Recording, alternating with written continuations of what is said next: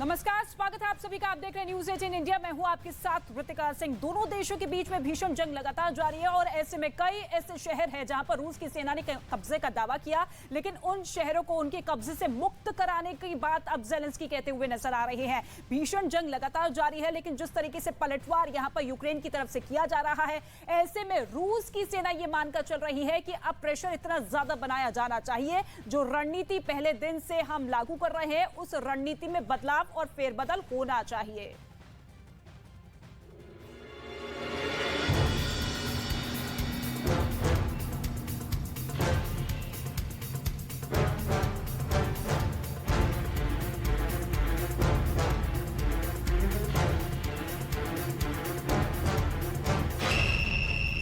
युद्ध का सबसे खतरनाक मोड़।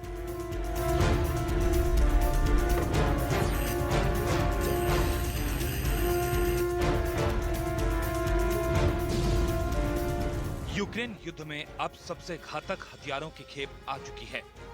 लेजर हथियार समेत रूस ने उन हथियारों को मैदान में उतार दिया है जिसे दुनिया ने अब तक देखा नहीं था, जो न केवल समंदर के रास्ते से बल्कि जमीन से भी घातक हमले कर रहा है। वहीं यूक्रेन के पास भी नेटो देशों से घातक हथियारों की खेप आ चुकी है, जो रूस के ड्रोन समेत मिसाइलों को भी हवा में मार रही है। ऐसे में पुतिन की खींच बढ़ती जा रही है। रक्षा विशेषज्ञों का मानना है कि 3 महीने के करीब पहुंचा यूक्रेन का युद्ध इतना खतरनाक मोड़ ले चुका है कि अब उसे किसी भी हाल में खत्म करना होगा और रूस और यूक्रेन को ऐसे समझौते पर राजी होना होगा जिसमें जीत किसी की नहीं होगी, न यूक्रेन की और न रूस की। लेकिन फिर भी दोनों अपने यहाँ जंग जीतने का दावा ठोक सकेंगे। रक्षा विशेषज्ञों का मानना है कि ज़ेलेंस्की के पास ये कहने के लिए होगा कि उन्होंने रूस जैसी ताकतवर सेना का डटकर मुकाबला किया, उसे अपनी राजधानी कीव में घुसने नहीं दिया, यूक्रेन के बड़े हिस्से पर अपना कब्जा जमाए रखा और तो और रूस पर तगड़े प्रतिबंध लगवाकर उसकी कमर तोड़कर रख दी। वहीं पुतिन ये बोलकर अपनी पीठ थपथपाएंगे कि उन्होंने अमेरिका और नेटो को दिखा दिया कि रूस को उकसाने का अंजाम क्या हो सकता है, और फिर यूक्रेन के क्राइमिया और डॉनबास इलाके पर भी उनकी पकड़ मजबूत होगी। अभी नहीं तो कभी नहीं।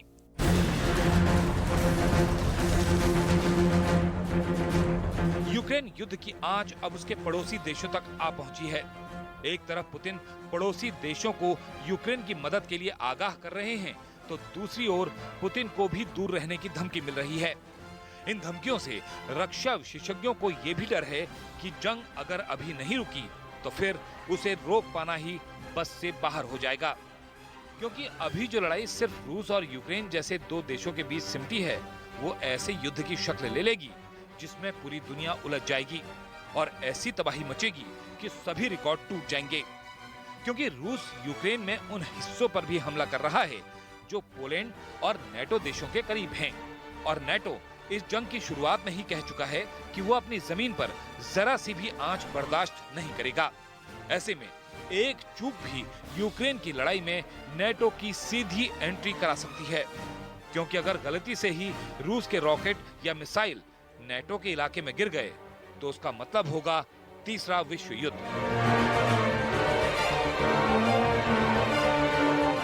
दूसरी बात ये कि अगर यूक्रेन के पूर्व और दक्षिण में रूस की सेना को बढ़त मिली तो जाहिर तौर पर उसका हौसला बढ़ेगा और फिर रूस यूक्रेन पर और तगड़ा वार करेगा ताकि उसके और हिस्सों पर कब्जा जमाया जा सके। लेकिन अगर ऐसा नहीं हुआ और रूस को मुंह की खानी पड़ी, तब तो यूक्रेन का और नुकसान है, क्योंकि रक्षा विशेषज्ञों का कहना है कि पुतिन हारकर तो यूक्रेन से निकलेंगे नहीं, वो रूस की इतनी बुरी भत तो कतई नहीं पिटने देंगे। इसलिए हो सकता है कि वो जंग में आर या पार करने के लिए परमाणु बम ही चला डालें। अगला कदम विश्वघाती होगा।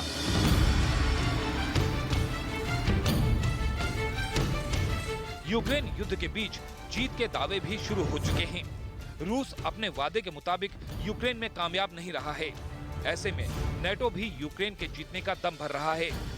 डिफेंस एक्सपर्ट का कहना है कि यूक्रेन और नेटो ओवर कॉन्फिडेंट न हो, समझदारी इसी में है कि वो युद्ध में मिली अब तक की बढ़त को जीत का सेहरा बनाकर अपने सिर पर बांधें और रूस से युद्ध विराम के लिए समझौता करें। क्योंकि भले ही अब तक की जंग में यूक्रेन का पलड़ा भारी दिख रहा हो, लेकिन सबसे ज्यादा नुकसान भी उसी का हुआ है। लड़ाई में उसके हजारों लोग मारे जा चुके हैं, जिनमें उसके सैनिक भी हैं और आम नागरिक भी। अपनी जान बचाने के लिए करीब 60 लाख लोग तो यूक्रेन छोड़कर ही भाग चुके हैं और बम और गोले मिसाइल बरसाकर रूस ने यूक्रेन का लगभग 6000 करोड़ डॉलर यानी भारतीय रुपयों में 465,000 करोड़ रुपए का जो इंफ्रास्ट्रक्चर मलबा बनाया है वो अलग। जंग में बढ़त की कीमत यूक्रेन ने ये सब गंवा कर चुकाई है।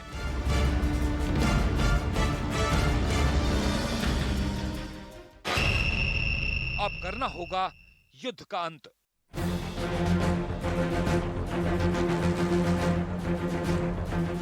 अब यूक्रेन और रूस के पास युद्ध खत्म करने के अलावा ज्यादा विकल्प नहीं बचे हैं। यूक्रेन के पास इस जंग को यहीं रोकने की एक और बड़ी वजह है, वो ये कि अमेरिका और ब्रिटेन जैसे पश्चिमी देशों की जिस मदद के बूते यूक्रेन रूस से लड़ रहा है, रक्षा विशेषज्ञ पहले ही आशंका जता चुके हैं कि वो मदद ज्यादा दिन नहीं टिकने वाली, क्योंकि पश्चिमी देशों में पहले से ही बढ़ रही महंगाई को जंग ने और धार दे दी है। लड़ाई के कारण सप्लाई चेन में दिक्कत आई है। इस वजह से चीजों के आसमान छूते दामों ने अमेरिका में बाइडेन की लोकप्रियता तेजी से गिराई है। और तो और रूस पर लगे प्रतिबंधों और युद्ध ने रूस और यूक्रेन से एक्सपोर्ट होने वाले गेहूं पर भी ग्रहण लगा दिया है। नतीजा दुनिया में खाने का संकट पैदा हो चुका है। युद्ध पर नेटो में मतभेद।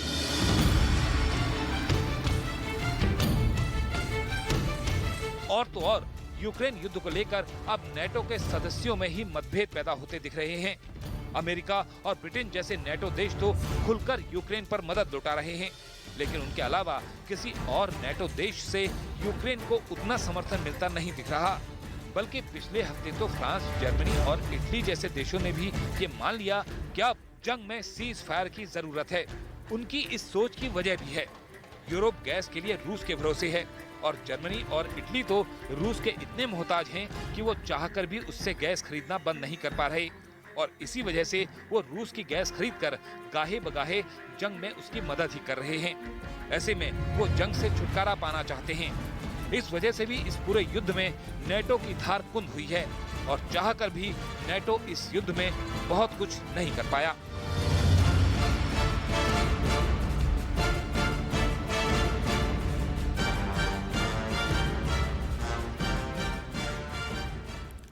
तो पुतिन की नई चाल से नाटो टुकड़े टुकड़े होता दिख रहा है। दरअसल नाटो का सदस्य देश तुर्की खुलकर पुतिन के साथ खड़ा हो गया है और उसने रूस के साथ कारोबार खत्म करने से साफ इनकार कर दिया। साथ ही तुर्की ने फिनलैंड और स्वीडन की नाटो में शामिल होने पर सवाल खड़े कर दिए हैं। कयास ये भी लगाए जा रहे हैं कि तुर्की वीटो कर सकता है।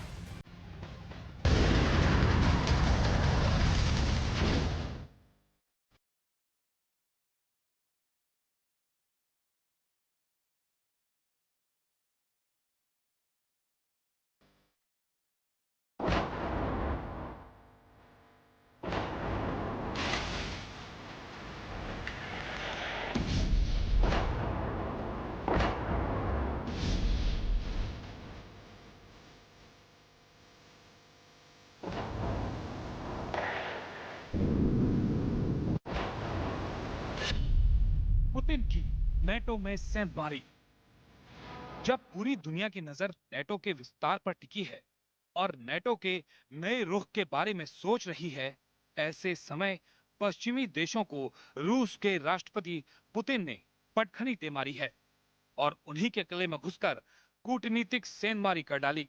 दरअसल नेटो के सबसे पुराने देश तुर्की ने दो टूक जवाब दिया है और कहा है कि तुर्की रूस से गैस के साथ हथियार भी खरीदता रहेगा। साथ ही तुर्की ने अपने पुराने कारोबारी रिश्ते का हवाला भी दिया है, जो नेटो के दूसरे देशों को पसंद नहीं आया। दावा है कि यूक्रेन युद्ध के बाद